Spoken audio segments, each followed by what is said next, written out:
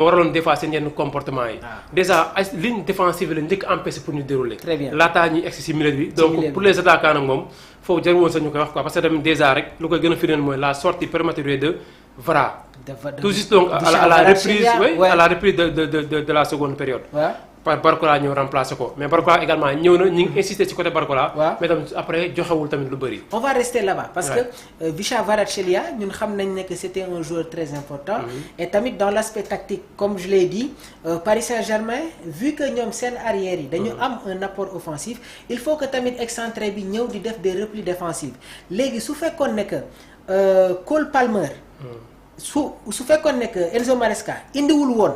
Rice James si milieu de terrain bi kon Malo Gusto day am problème parce que Cole Palmer ne fait pas de repli défensif mais sooy xool Rice James moom moo doon bloqué l'apport offensif de Nuno Mendes léegi il y avait un duel individuel entre Malo Gusto ak Visha Kvaratskhelia léegi nag l'apport offensif de Malo Gusto sur le côté gauche des Parisiens moom moo leen indil problème parce que but yooyu yëpp fa la jaar quasiment. fa la jaar ak Nuno Mendes bi nga xam ne souvent bu demee déborder ji bëgg espérer donc jouer en 1-2 avec l'un des milieux de terrain souvent bu ñu amee perte de balle rek dañuy jouer très rapidement ci flanc am. donc bu ñu jouer ci flanc am rapidement aussi. day am benn brèche bu ubbeeku gis nga le premier but avec Gusto. fa la jaar. mujjee dóor ñu contrer ko mu taajal Palmer. même chose mu cadré mu dugg. fekk njëkkoon na ko am sax bien avant. ba muy cadré noonu muy romb poto bi noonu. muy téye gémmiñ bi. exactement deuxième bi également même chose. toujours c'est au niveau de l'axe.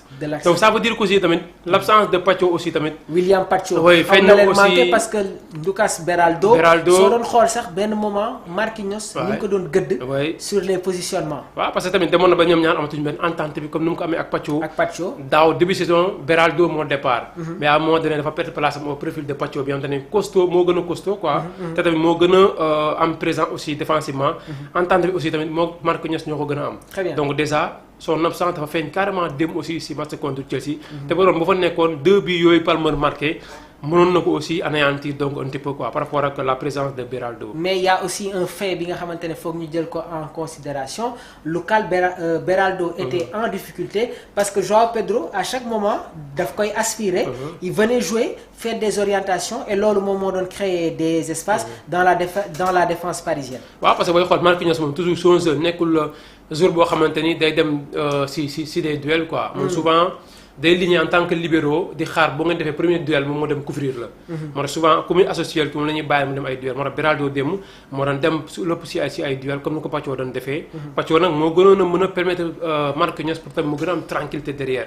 mais avec la présence de Beraldo amuñu woon carrément entente bi. am sa benn bal bu mu koy jox noonu mu war ko dégager pied droit mais pied gauche la ko renvoyer en touche. alors que pied droit la doon utiliser pour renvoyer ko donc au niveau de l'axe. xam nga delloo ko ci biir zone bu Chelsea mais da ko mujjee delloo verticalement si donc en touche donc pour dire que ni Paris démb étude bi daal côté Chelsea la ëppee woon te Chelsea moo gënoon am sérénité Chelsea moo gënoon a mën a nekk ci préparation match final bi que Paris bi nga xam te ne déjà avec les victoires bi nga xam te ne ñoo doon enchaîné wu certainement staff bi ni ñu war a joxee carrément gëdd Chelsea day manqué contrairement à Chelsea bi nga xam te ne l'entraîneur Maresca et son staff temps bu ñu mën a consacrer carrément ci final bi peut-être est-ce que jaral na ko carrément Luis Enrique et son staff. très bien alors déjà on va prendre la réaction de Moussa nee na est-ce que vous croyez l'excuse du fatigue pour les Paris Saint-Germain je suis pas d'accord que les Parisiens pour s'excuser sur cette rencontre mun nañu évoquer cette fatigue moi je dirais non. C'est une compétition, il y a des réalités. Donc cet aspect-là, selon ma propre perception, ñu écarter ko Djibi quand même. Il faut voilà. te loolu ça fait partie de la compétition. Paris xamoon na ba muy dugg ci mondial des clubs. jot na jouer tant de matchs yoo xamante ni. joueur mi ku ci nekk amoon na ko te tamit muy dugg ci compétition aussi. lu mu bëggoon mooy dem final jël ko aussi. donc préparé woon nañ carrément ci aspect physique boobu muy wax pour man presque mën na ci nekk benn facteur mais lu ndaw kon lay doon. lu gën a daal fës daal mooy. duel remporté par Maresca face à Luis Enrique. C'est ça. Tactiquement, un match remporté par les Blues. Ouais. Alors, on va parler aussi de l'incident bi nga xamante ne am na ci fin au match bi. L'attitude des joueurs parisiens des joueurs parisiens. Déjà Luis Enrique bi nga xamante ne bëggoon na calmer les choses jot na jàppante ak João Pedro déjà sax am na yenn sanctions yi nga xamante ne ñu ngi koy commencer di évoquer à cette rencontre. le Paris Saint-Germain quand même a manqué de fair play. Surtout dans les arrêts de jeu ñu gis joueurs yi di indi benn agressivité bi nga xamante ne kenn xamuñu ko woon ci ñoom. lu gën a sax génne parisien yi. seen match bokk na si Chelsea surtout également les deux joueurs mu di Hernandez ak Caicedo. ñoom souvent dañoo nekk ay joueurs yoo xamante ne parfois dañu lay génne sa match. dañ lay merloo déjà gis nga expulsion bu Cucurella andil joueur parisien bi. Joao Neves déjà moo ko njëkk provoqué aussi.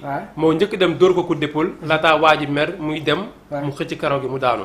mais loolu moo gën a feeñ souvent provocation arbitre duñu ko gis mais réponse bi la gars yi di gën a gis. moo waral ñu jox ko carton rouge mu génn mooy war ni Chelsea souvent si wàllum provocation dañ ciy pousser seen adversaire.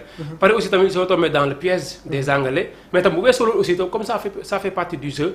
match bi bu jeexee ñu war tam gën a ñëw fair play quoi. exactement encourager les Blues. les Anglais après ñu jàll dem si leneen parce que ñoom ren lépp luy trophée ñoo ko jël aussi. def nañ triplé quadruplé lañ bëggoon mu jëw la am donc Chelsea bi mooy deuxième titre bu mu jël cette saison. à part C3 bu mu jël. bon autant pour moi bee mu jël C4 bi lañ koy tuddee parce que Europa Conférence la ak bii mu jël mu nekk son deuxième titre cette saison. c'est ça donc Paris ñoo war a ànd ak fair play aussi surtout que également seen entraîneur lu si indiqué son comportement loolu ñëpp a ko mujjee naqarlu quoi. parce que entraîneur lu ñuy xaare mooy ay joueurs yi jàpp na nga ñëw waxtaan ak joueurs yi xaajale leen xamal leen quoi lu bëri mais bu ñu gisee entraîneur di mujjee agir yenn façon réaction yi. loolu tamit moo gën a jaaxal gars yi quoi. on va parler tamit d'une autre actualité bi nga xamante ne dafay concerner toujours Nicolas Jackson sànq jotoon naa si ibi benn brèche. laataa ngay ñëw Enzo Maresca qui opère des changements. sortie de Joao Pedro remplacé par Liam Delap. Liam Delap ci première occasion am sax il a même failli marquer le 4e but. Nicolas Jackson pas de minutes de jeu dans cette finale. Est-ce un message très clair pour Jackson? Est-ce qu'il doit rester à Chelsea? Est-ce que Nicolas est désormais le 3e choix de Enzo Maresca? C'est parti pour les commentaires. Vu la finale, le gars Maresca il compte sur ces deux recrues, Joao Pedro et Delap. C'est un message. Et je pense que c'est Nicolas Jackson et son entourage qui doivent en tout cas décortiquer ce message. Bien sûr, si on s'est mené à 3-0, à quelques minutes de la fin du match, tu sors Pedro Neto à sa place mu daan xaar benn Jackson ñëw dugg fa. mu indi Nkunku. mais nag ce qu'il faut savoir mooy Pedro Neto excentré la. est-ce que Enzo Maresca dina jël risque jël Nicolas Jackson di ko football loo comme excentré waaye tamit peut-être que mënoon na indi benn système boo xamante ne dinañu am benn attaque à 2 ci kaw. waaw loolu tamit mënoon na non seulement attaque à 2 mais tamit Nicolas Jackson aussi tamit mën na tamit jouer sur les deux flancs aussi. couloir gauche Nicolas Jackson fa la départ daan na ko fa jouer à Villarreal. laata ñu koy pointé loo donc mënoon na ko essayer loo au moins mu jouer ay quelques minutes. mais pour loolu lu ma gën a jàngatee man daal match bi mooy. Nicolas Jackson moom est bien parti pour être relégué xam nga à la 3e position. Djibi es-tu d'accord avec ce schéma man bi nga xamante ne jàpp naa ne que pour la saison 2025-2026 Enzo Maresca dina ko indi Robert Sanchez Chalobah Colwill Cucurella Rice James Enzo Fernandez Moses Caicedo Joao Pedro comme numéro 10 Pedro Neto excentré gauche Cole Palmer excentré droite ak Nicolas Jackson en pointe est-ce que jàpp nga ne que Enzo Maresca mun nañu indil tamit loolu. peut-être derrière oui mais par rapport ak position bi nga teg Pedro Neto. parce que Joao Pedro sooy xool daaw Brighton. moom moo doon football derrière Danny Welbeck. Pedro Neto excentré gauche Cole Palmer excentré droite Nicolas Jackson comme pointe est-ce possible. li ma si xaw a ragal rek mooy bu fekkee essayé na ko ñu jouer ay 3 matchs. sans pour autant que Nicolas Jackson comme Pedro Neto. ne soit efficace comme ni ñu koy xaaree. critique yi dina dal ci Maresca. parce que dem Pedro Neto a évolué comme excentré gauche moom il n'a pas de problème.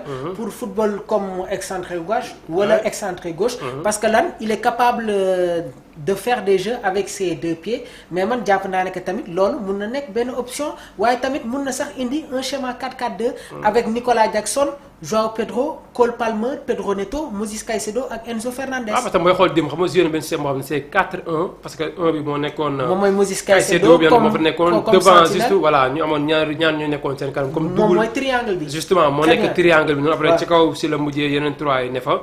mais pour man ak tamit aussi vu les recrues yi war a ñëw le brésilien. war a ñëw Estevao fàtte woon naa ko xam nga day ñëw déjà. te ba ma dugg couloir gauche boobu tam dinañ ko fa jéem a dépanner loo. Cole Palmer ñu jéem ko repositionner en tant que genre faux numéro 9 électron libre. juste devant lui Joao Pedro sur le côté gauche ñu xool kenn ku ñu fay andi mais man pour man départ Jackson déwén. man dina doon lu may bett trop. Chelsea qui réclame 100 millions d'euros pour Nicolas Jackson. Est-ce un message? Est-ce que am na club bi nga xamante ne pare nañu pour teg 100 millions d'euros pour Nicolas Jackson? Dans l'aspect communicationnel lan la ñu mën a décrypter, déchiffrer sur le message de la direction des Blues? Premièrement, soit une somme demandée de 100 millions d'euros.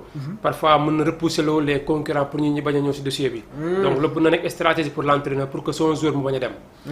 Benen bi moy it mën na nek man loolu laa gën a jàpp ji. waaw loolu tam mën na ko def quoi pour bañ gars yi ñëw di bousculer di waxtaan wala yooyu noonu. lii mooy analyse jàppale même boo demee boo jëmee teg dara somme boo fa mënti yóbbu bu nekkul 100 doo ko am. mais tam mën nañ décourager aussi tamit les autres clubs yi nga xamante ni commencé nañ di xool. parce que le Milan AC insiste mais le Milan AC insiste alors que donc l'équipe à un moment donné on entend dañ doon dégg ni Chelsea bi ngi doon réclamer benn genre environ 50 millions d'euros. Cette fois-ci ñu dégg benn 100 millions d'euros loolu gisuma benn club actuellement boo xamante ni pare na pour teg ko si Nicolas Jackson. pour Nicolas Jackson. Ouais, je ne pense donc pas. Il y a un message bi nga xamante ne la direction des Blues ñi ngi koy jéem a lancer à l'encontre de Nicolas Jackson, un message indirect pour faire part aux joueurs xamal ne ko tu fais partie du projet mais désormais